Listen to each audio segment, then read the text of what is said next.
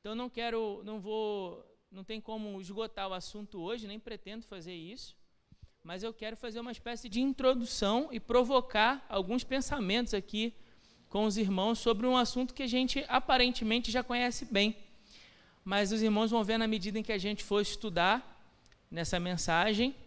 Ela tem sim um viés de ensino, né?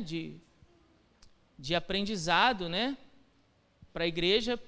Os irmãos vão ver que a gente, na verdade, não sabe muito assim, ou não sabe tanto quanto a gente pensa que sabe sobre esse assunto. E o assunto é discipulado. Então, hoje eu quero conversar com vocês sobre discipulado, tá bom? Maria, Pedrão, se quiserem vir para cá para frente, pode vir para cá, pode vir para a gente poder participar. Vamos orar primeiro, mais uma vez. Pai, eu quero pedir a tua bênção nesse momento, e pedir que o teu Espírito Santo, que é o nosso professor, possa nos conduzir ao entendimento daquilo que o Senhor desejava para nós enquanto igreja. Reconhecendo, Senhor, a distância que temos do texto sagrado, a distância histórica, a distância cultural, a distância linguística e a distância também do pecado, pedimos que o Senhor possa abrir os nossos olhos para o entendimento da tua palavra. E sabendo que para esta ação necessitamos do teu Espírito Santo, pedimos que ele possa iluminar a nossa mente, o nosso coração, aquilo que o Senhor realmente deseja falar. Que não seja, Deus, apenas aquilo que eu, como pastor desta igreja, desejo compartilhar com os meus irmãos, mas que seja primeiramente e especialmente aquilo que o Senhor deseja falar para nós, como ovelhas do Senhor. Como ovelhas que o Senhor, o nosso bom pastor, pastoreia. Pedimos a tua orientação. E nós oramos assim no nome santo de Jesus, com perdão dos nossos pecados. Amém. Amém. Irmãos, sentados mesmo, vamos abrir o texto de Mateus. Sei que é um texto conhecido, mas a partir do texto de Mateus a gente vai falar aqui, considerar outros textos. Mateus, capítulo 28.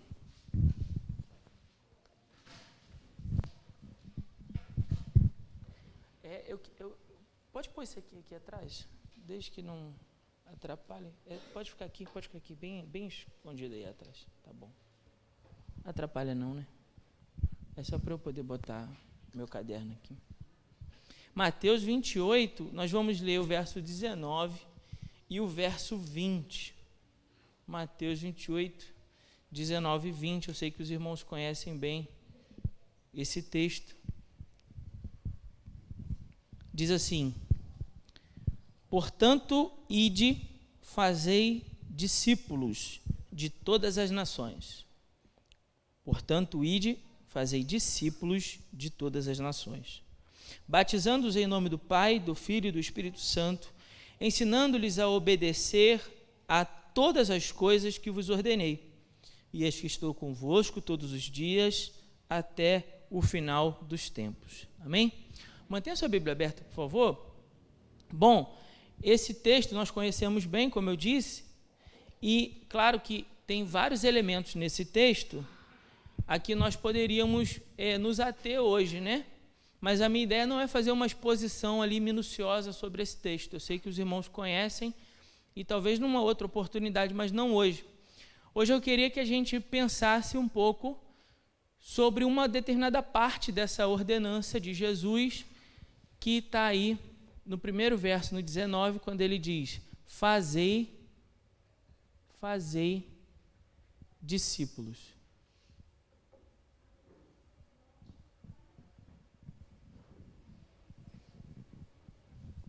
Fazei discípulos.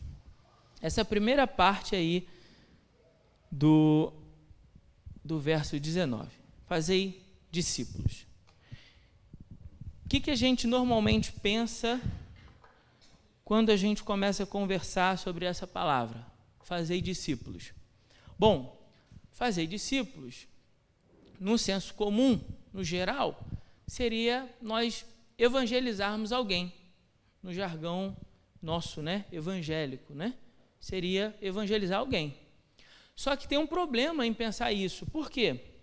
Porque quando esse texto foi escrito por Mateus, que a gente está lendo no Evangelho de Mateus, só que quando ele foi dito, pensando em Jesus com os seus 11 discípulos, há mais de 2000 anos atrás, ele foi dito dentro de um contexto histórico, certo? Ele não foi dito para a igreja no século 21, hoje. Esse texto não foi dito hoje, ele foi dito lá atrás, certo? Amém? Vou dar um passo para trás para vocês entenderem onde eu quero chegar. Em 1980, ali atrás, né? Pouquinho do ponto de vista histórico, ali atrás, a cultura era outra, não era? A música era outra. A moda, as roupas eram outras, não era isso? Muitos dos costumes do dia a dia eram outros. Até a questão do ensino e da escola também tinha lá suas diferenças para hoje. E veja, nós estamos há poucos anos, eu estou falando de um intervalo aí de 30 e poucos anos, 40 anos, certo? Então, olha só, no intervalo tão curtinho de tempo, 40 anos, já tem tantas mudanças, não é assim? Já tem tantas mudanças de cultura, de língua, né, de dialeto, de vocabulário, de comportamento, de moda. Bom, então, para a gente poder entender, às vezes, melhor um texto bíblico, a gente precisa mergulhar nesse texto e olhar para o texto e tentar enxergar o que está sendo dito com os olhos daquelas pessoas há 2000 anos atrás. Esse é o exercício nosso para interpretar bem um texto bíblico. Levar em consideração que o texto, quando foi escrito, ele foi escrito num outro período histórico. Primeiro ponto. Então, a gente está falando de um outro momento, certo? Nós estamos falando também de uma outra cultura.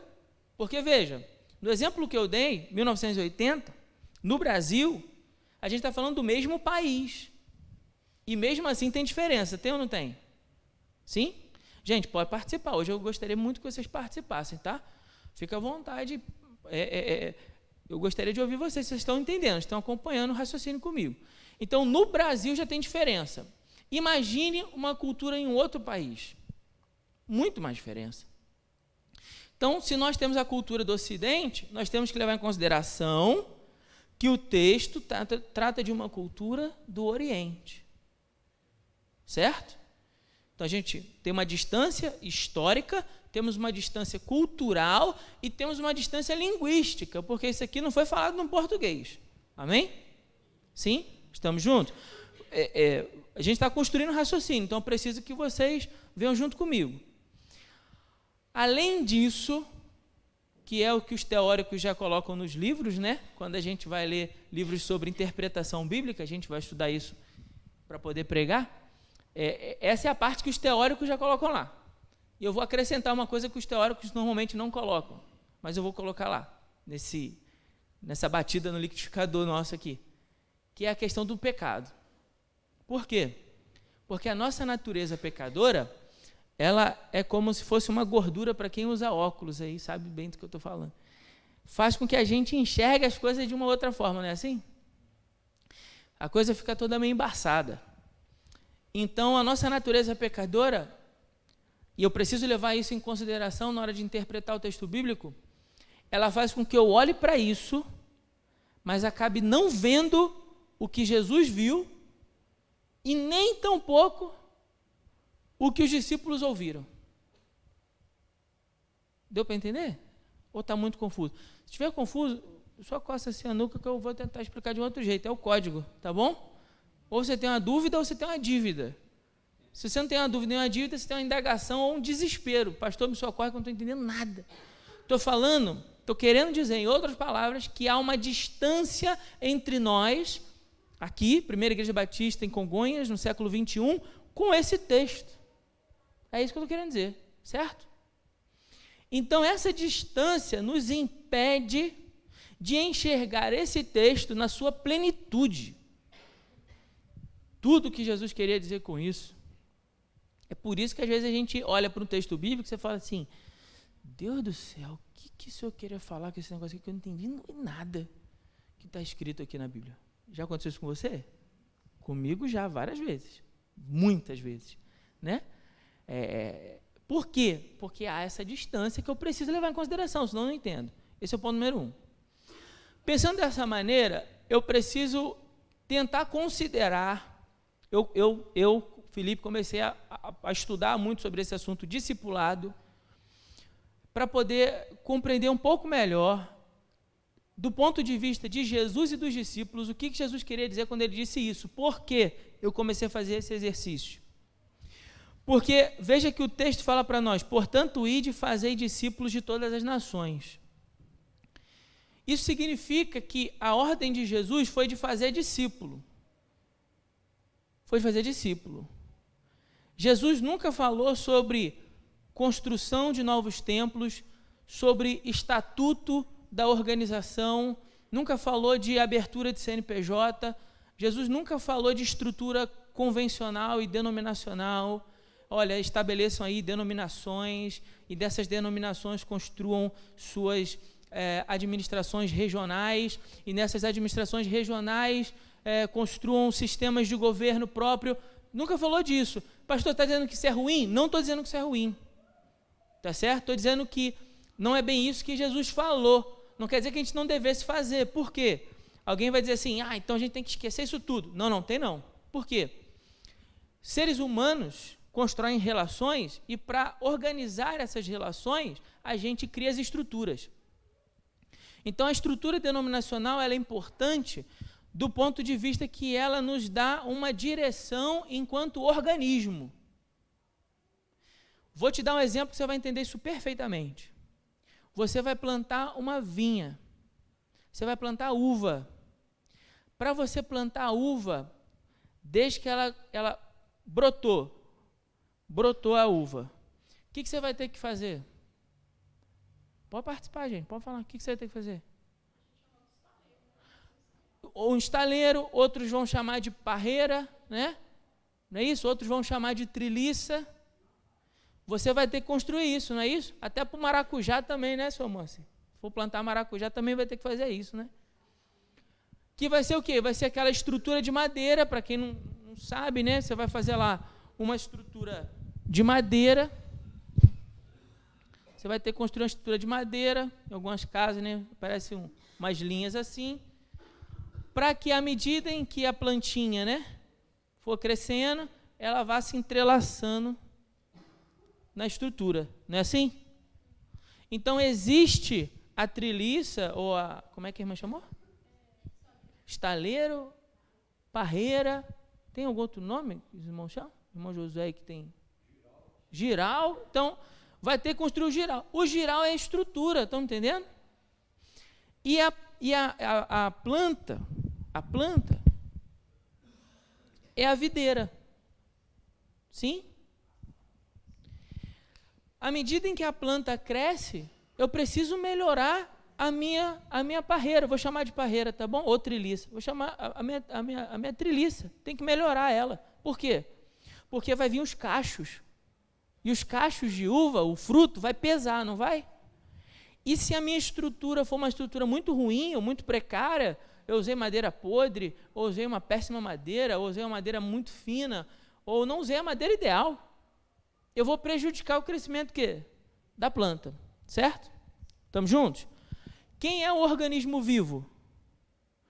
A planta ou a estrutura? A planta. Ok. Agora, a estrutura é necessária para o crescimento da planta. Deu para entender? Mas o que vem primeiro, a planta ou a estrutura? A planta. Vamos pensar juntos. A planta vem primeiro. A estrutura é necessária. Ela vem depois. Então, Jesus falou, façam discípulos. Vocês vão semear uma planta.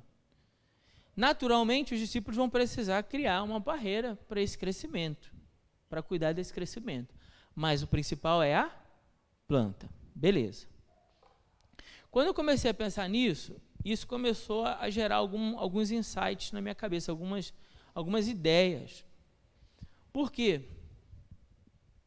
Porque A partir do momento em que a gente vai buscar fazer discípulo, e eu entendo que o fazer discípulo é esse organismo vivo, veja bem, é esse organismo vivo, que é a planta, que se desenvolve.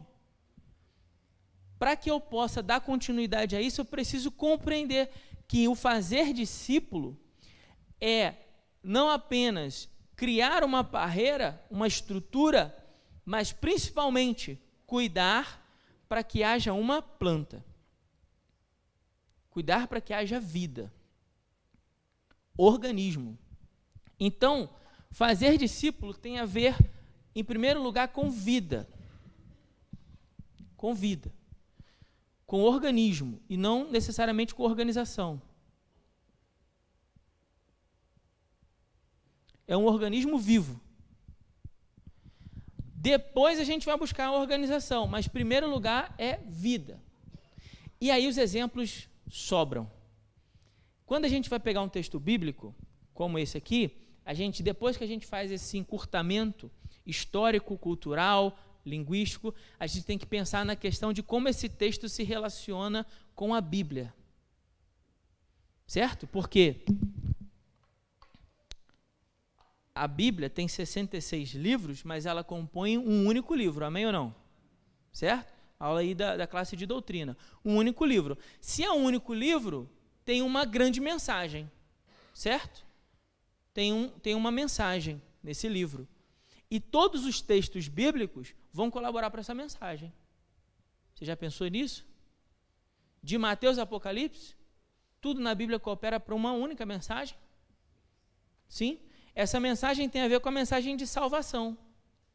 Tem a ver com a mensagem de Jesus para salvar a humanidade. Eu vou ter que correr por causa do horário.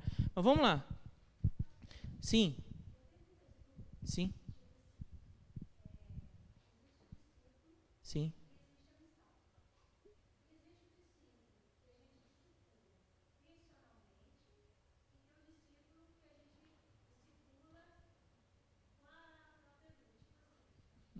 Sim.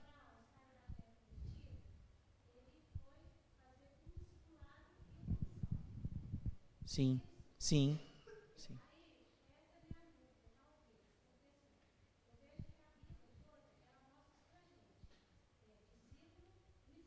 Certo.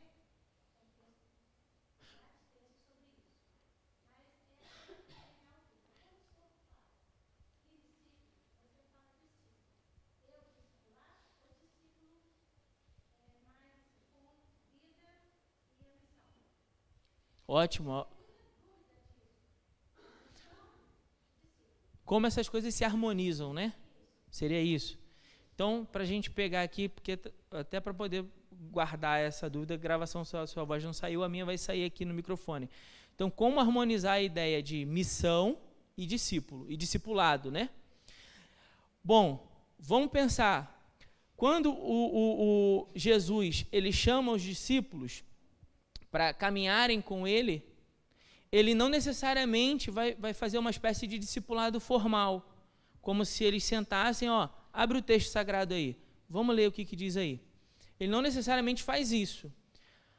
Aí entra a questão da ideia do que é um discípulo da cultura no Oriente.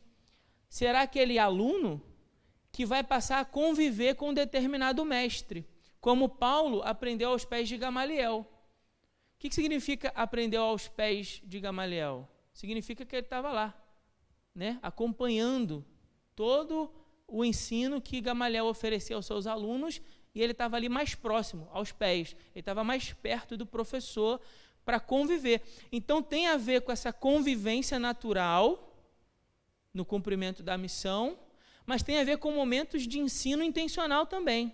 Tem essas duas relações. Vamos pegar um exemplo. Jesus, em determinados momentos, estava lá com os discípulos na sinagoga lendo um texto, e em outro determinado momento ele está com eles vivendo uma experiência. E muitas vezes dessa experiência ele se aproveita para trazer as lições.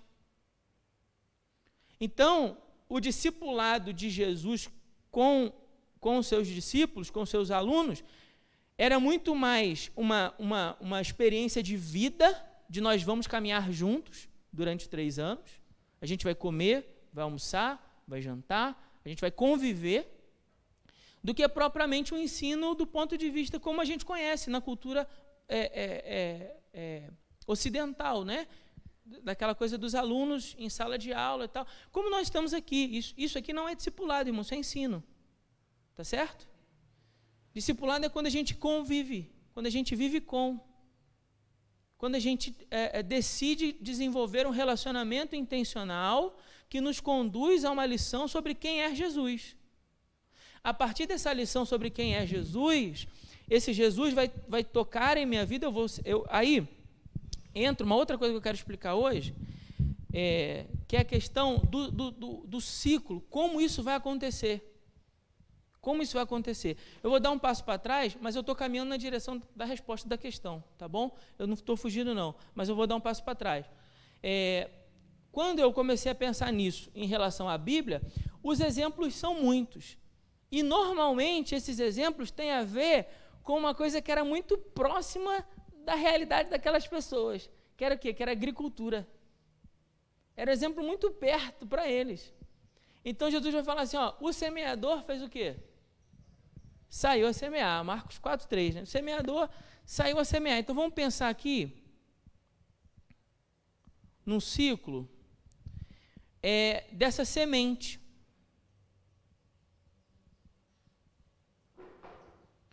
Num ciclo dessa semente, que vai ser para nós também o mesmo ciclo para o discipulado. Se o exemplo de Jesus foi esse, vamos pegar o exemplo dele, né? Então Jesus falou, o semeador saiu a semear. Portanto, ide, fazei discípulos. Aí ele começa a falar uma série de coisas para nós que vale a pena a gente pensar. Eu sei que nosso tempo de manhã é sempre curto, mas vale a pena a gente pensar. Quando o semeador sai a semear, lá em Marcos capítulo 4, verso 3, eu vou deixar aqui a referência. Na verdade, Marcos capítulo 4 deveria ser como aqueles programas de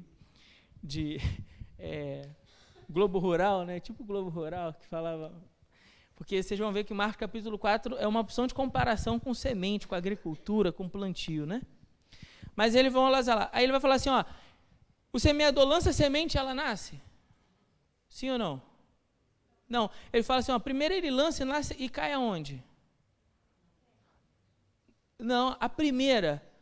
No que tipo de solo cai? Não, o primeiro é à beira do caminho. Vamos lembrar da palavra. O primeiro terreno é a semente que cai à beira do caminho. Aí ele fala assim, à beira do caminho, né? À beira do caminho é o primeiro lá. À beira do caminho nasce, cresce, se desenvolve, gera fruto ou não? Não, falhou. À beira do caminho, né? Infelizmente não deu certo. Aí o segundo solo é qual? Pode olhar na Bíblia e pode buscar cola. Cola santa, né? Segundo terreno é qual? Pedregoso. Aí ele fala, olha, o pedregoso é aquele que, vindo as tribulações, as perseguições, as dificuldades, ele também sufoca a semente, também não vingou, não funcionou, né? Vamos dizer assim, não deu certo a plantio. Aí entra um terceiro tipo de solo. Qual é esse terceiro tipo de solo? Os espinhos. Aos espinhos ele fala, olha, as riquezas, as seduções dessa vida, né? A busca pelos prazeres, os desejos, etc. e tal. Vingou ou não? Também não vingou. Aí depois ele diz assim, aí foi lançada em terra boa. E na terra boa, essa semente nasceu, cresceu, se desenvolveu e gerou o quê? Fruto a quanto? 30, 60, 100 por um. Opa, então deu certo. Deu certo. Agora, olha que interessante, não é bem o objetivo nosso aqui, mas é um ponto que eu gostaria de passar aqui com os irmãos para deixar isso registrado. Porque a gente fica pensando no fazer discípulo como algo líquido e certo, né? Vai dar certo. Você vai falar de Jesus para alguém, vai dar certo. Mas olha os exemplos de Jesus. Em termos matemáticos, a gente está falando de um sucesso de quantos por cento? 25%. Nos outros 75%, não deu certo. Claro que a vida não é matemática, não é tão 2 mais 2 é 4, amém? Mas eu estou falando isso para mostrar para os irmãos só uma curiosidade nessa parábola, onde Jesus mostrou para mim e para você, semeadores à beira do caminho, discípulos indo e cumprindo a missão, de que nem sempre dá certo. Mas os 25 no final deram mais que 100, muito bem. Os 25 compensou a tarefa da semeadura, compensou, né, o plantio. Mas nem sempre funciona. Agora, há um outro detalhe aqui, que eu sei que os irmãos aí mais experientes com questão de roça vão concordar comigo. Imagina que você está lá no terreno e você vai tentar plantar milho, e aí você chega lá no milho e planta, e você tenta lá colocar a semente, ela não nasce. Você vai pensar, bom, errei alguma coisa, né? Errei no adubo, errei no como é que chama, no calcário, errei em algum negócio, né, irmão Emerson, aí entende bem disso também, irmão Josué, irmão Jurandir. Então, tentei alguma coisa e não deu certo. Vou tentar de novo, né? Vou tentar de novo, aí. Semeador tem que ter fé. Aí, eu vou chegar lá. Aí ele tenta de novo, não nasce de novo, Emerson. Você ia plantar no 3º ano lá? Você ia dar esse trabalho para a Luciana lá para plantar de novo? Não ia, não. Ia, né, Luciana? Luciana não queria. Ia tentar lá com a semente de novo. Mas aí vamos imaginar num cenário hipotético que você põe lá a semente de milho de novo e não nasce. Sabe o que acontecer? Eu acho, desconfio de que aqui a gente ia começar a se questionar se a semente é boa mesmo. Sim ou não? O que você acha? Imaginando, não, esquece que eu estou falando da palavra, imaginando lá o terreno na sua casa. Você ia plantar essa semente de novo, você ia falar, bom, acho que é melhor recorrer a outra semente, pode ser que essa daqui não esteja boa. Alguma coisa não está boa. Só que a parábola deixa essa dica para nós, lembra, aqueles homens também eram homens que viviam do campo. Tá certo? Então, esse pensamento que a gente construiu aqui é um pensamento que qualquer pessoa no campo construiria também. Poxa, espera aí, eu vou trocar a semente, porque não está dando certo. Só que a parábola diz para nós que a semente é o quê? A palavra de Deus. E a palavra de Deus tem poder para gerar vida, sim ou não? A palavra de Deus tem poder para gerar vida. Então, a parábola foi construída de uma maneira que só a última nascesse para mostrar para mim e para você que o problema não está na semente. Certo? O problema não está na semente. Porque a semente tem poder suficiente para gerar vida a ponto de compensar a dificuldade da semeadura. Porque trabalhar no campo é difícil. Não é isso? Então, a vida do discipulado e do discipulador é difícil. É um trabalho árduo.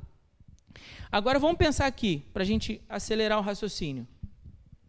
A primeira coisa que vai precisar acontecer para essa semente é que ela vai precisar ser semeada, certo?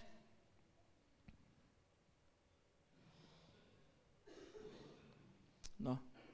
Colocar aqui diferente.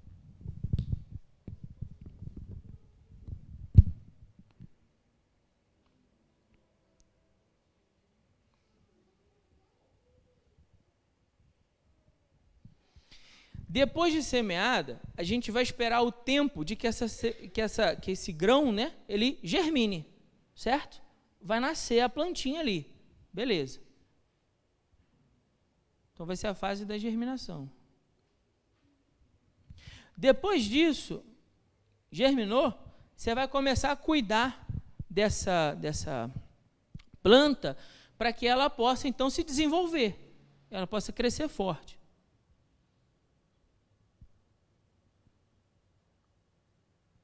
Ela vai desenvolver. E aí, agora então, eu vou apagar isso aqui agora, ela vai produzir fruto. Ela vai frutificar.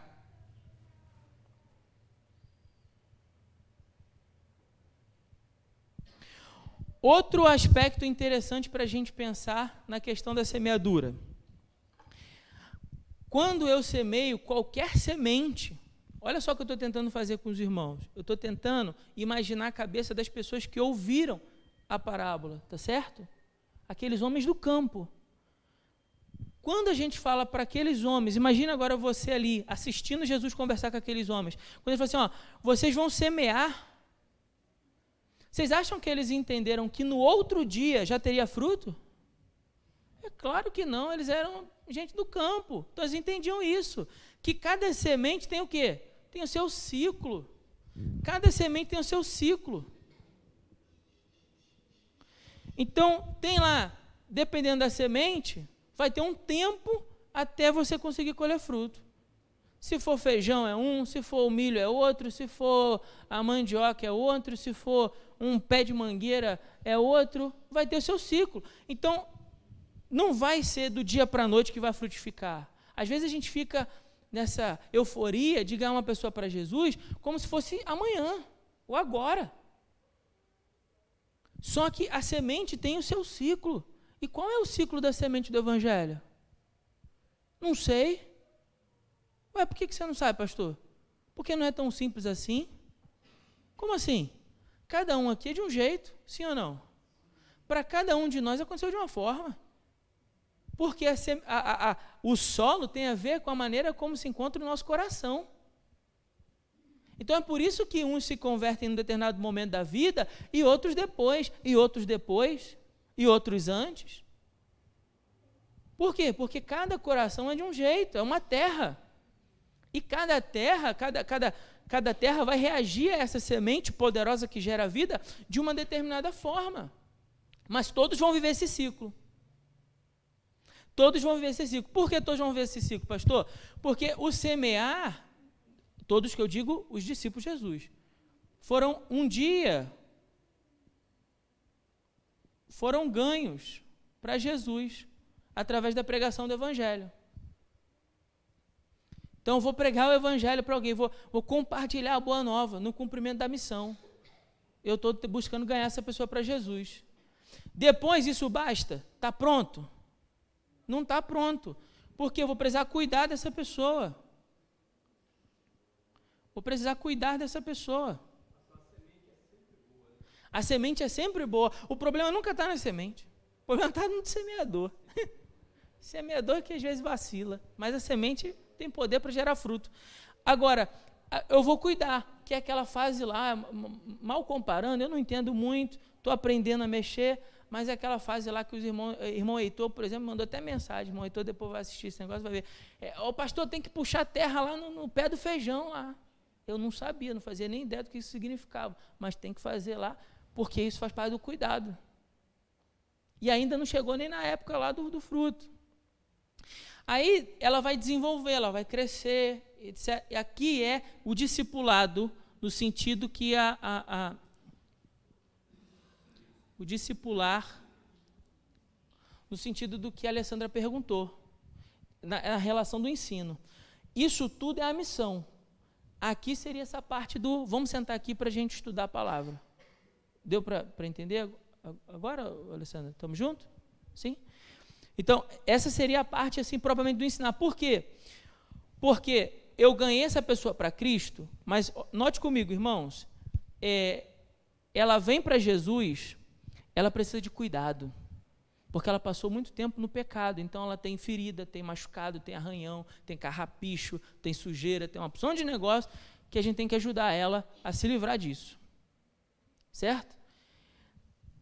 Primeiro, então, eu vou ajudar ela a se livrar do pecado, das amarras do pecado, para que eu possa ensinar ela agora o jeito certo. Qual seria o certo de você caminhar? Qual seria o certo de você viver? Eu já estou terminando, tá, irmãos? Qual seria o certo de você viver? Preciso só mais 10 minutos. Você pode me dar 10 minutos? Eu já vou terminar, mas eu preciso de 10 minutos. Então, eu vou cuidar dessa pessoa e agora eu vou ensinar o certo. Porque eu não posso simplesmente dizer para essa pessoa aqui, igual algumas pessoas fazem. Não beba, não fuma, não jogue, não faça sexo antes do casamento ou fora do casamento. Não. Espera aí. Mas aí o Evangelho se limitou a um conjunto de coisas do que não fazer? Isso é o Evangelho de Jesus? Não mesmo. O Evangelho de Jesus tem muito mais a ver com a proposição do que fazer do que não fazer. Então não basta apenas eu dizer, não beba, não vou. Agora eu vou dizer para ela, como é ter uma vida santa diante do Senhor? Ao invés de eu só dizer, não beba, não fume, não...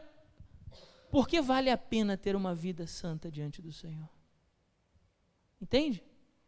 Como eu faço para ter uma vida santa diante do Senhor? O que isso significa? Santidade. Eu vou ensinar o certo. Eu vou tratar do que está errado e vou ensinar o certo. Para que chegue o momento do enviar.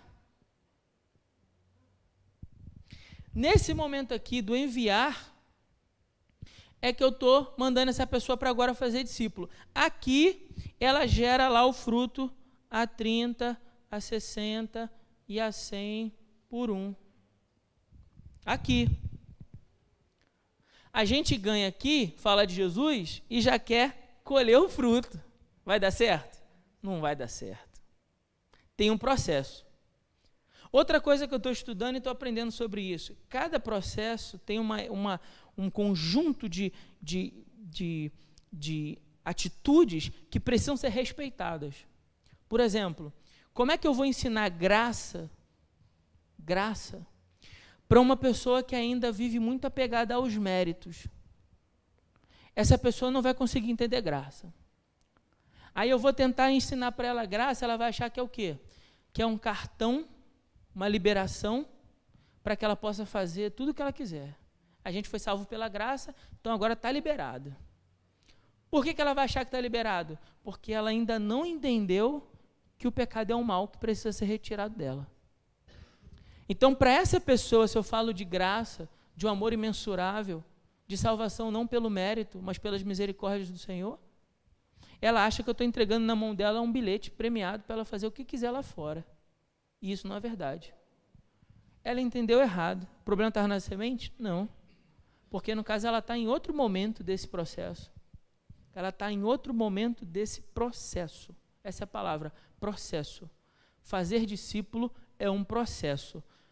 Mas é um processo vivo, é um organismo vivo, que possui etapas distintas para que o objetivo possa ser alcançado. Fazer discípulos e ser igreja é isso, sim?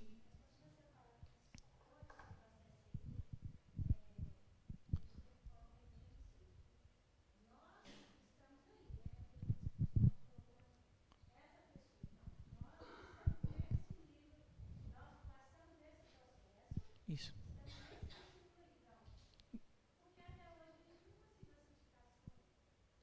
Não, e nem vai conseguir ela plena.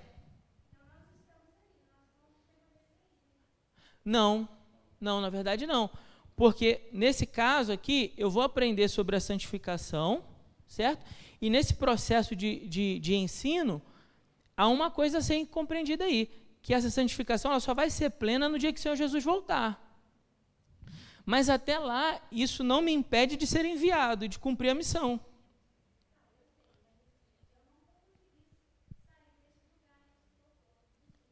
Não vai. Não, vai conseguir já agora. Por quê? Porque o que me impede no caso de chegar aqui, vamos voltar, não seria nem aqui. Nesse caso seria a vida deliberadamente no pecado, ou seja, quando eu vivo constantemente no pecado por uma escolha minha. Desde que eu não esteja vivendo no pecado por uma escolha minha, eu constantemente ali no pecado, como se ele não fosse nada, como se não tivesse problema nenhum. A partir do momento que há esse rompimento, eu então começo a compreender o que significa viver essa vida santa. Foi isso que eu quis dizer. Mas essa vida santa, ela não vai me tornar santo do ponto de vista perfeito. Essa santidade só vai alcançar no céu. Mas o que eu falo de vida santa nesse ponto é um relacionamento íntimo, sincero com Jesus, é um relacionamento onde eu entendo o que é convicção de pecado, eu discerno o que é pecado, eu me arrependo, eu choro porque sou um pecador. Olha só, irmãos, o que eu estou falando aqui, isso é importante que a irmã Alessandra falou, porque aqui há choro pelo pecado, pastor? Deve haver. Por quê? Porque nessa altura, o discípulo tem que estar convicto dessa natureza pecadora e ele lamenta por isso. Mas isso não impede de continuar seguindo a Jesus. Então ele continua nesse processo. Entende? Isso não o impede de viver no processo. é diferente, porque o pecado para o discípulo, ele não é intencional, ele é ocasional. Ele é uma situação no caminhar, ele é um tropeço numa pedra, ele não é o caminho. O pecado para o discípulo, certo? Então, nesse sentido, considera-se que você está vivendo uma vida santa. Tá certo? Você está vivendo uma vida santa. O pecado não é intencional, ele é ocasional, e porque ele é ocasional, ele só é ocasional por quê? Porque você tem sido ministrado pelo Espírito Santo de Deus, pela palavra de Deus, que precisa viver uma vida de comunhão com o Senhor. E aí, então, você é enviado. O enviado aqui é uma ideia de quando você começa a discernir que a sua vida, ela deve servir para beneficiar outro. Porque lembra da planta? A planta come os próprios frutos? Não, ela oferece o fruto para alimentar outra pessoa. Então, no enviar, eu começo a compreender que a minha existência, ela precisa gerar vida na vida de outra pessoa, de uma outra pessoa que vai ser agora, então, semeada. E aí, para a gente poder fechar o raciocínio por hoje, né, eu vou trazer outras mensagens e explicar cada um desses momentos. Quero compartilhar com os irmãos o que eu tenho aprendido sobre isso. O que eu queria que vocês entendessem hoje é, Jesus, quando escolheu discípulos, preste bem atenção para a gente concluir, Jesus, quando escolheu discípulos, ele fez uma escolha de oferecer a esses discípulos vida. Vida sugere pelo menos duas coisas na perspectiva de Jesus: cuidado pessoal e atenção individual. Cuidado pessoal e atenção individual. Jesus ofereceu isso para os discípulos, sim. Quando ele ofereceu isso para os discípulos, atenção pessoal, atenção individual, cuidado pessoal, ele estava lançando uma semente na vida deles, certo? Essa semente iria ser cuidada nesse processo para que ela germinasse, para que gerasse vida, ela ia ser desenvolvida, ela ia se desenvolver, ela ia crescer, ela ia ficar forte, e ela então iria frutificar, porque quando Jesus então parte, o que ele espera dos discípulos agora? Que vocês gerem vida na vida de outras pessoas. Que essa semeadura continue. A multiplicação. Aqui é a ideia de multiplicação. Então, irmão, se eu já fui ganho por Jesus, se eu já fui cuidado dos pecados que tinha no passado, se eu estou sendo ensinado e orientado, eu preciso agora, nesse momento, começar a buscar essa frutificação, começar a intencionalmente buscar essa frutificação. Agora, para isso, tem um detalhe, e aqui eu vou encerrar por hoje. Para que isso aconteça na vida de outra pessoa e comece esse ciclo de novo, o que precisa acontecer? Não vale quem estava aqui na quarta. Quem estava na quarta não vale. Mas quem não estava aqui na quarta, o que precisa acontecer? Pensa na semente. Olha, quando Jesus falou, aqueles homens pensaram no campo. O que acontece no campo para que o ciclo continue?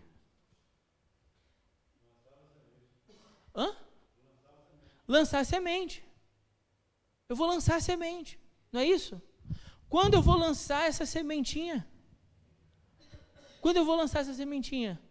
Quando o pé do milho já foi arrancado, não é assim? A espiga já foi arrancada, né? Então a semente precisa o quê? Quando ela afundada lá na terra. Mas o que isso significa para a semente? O que isso significa para a semente? Vamos lá. Não. Para a semente, pensa na semente. Ela vai morrer.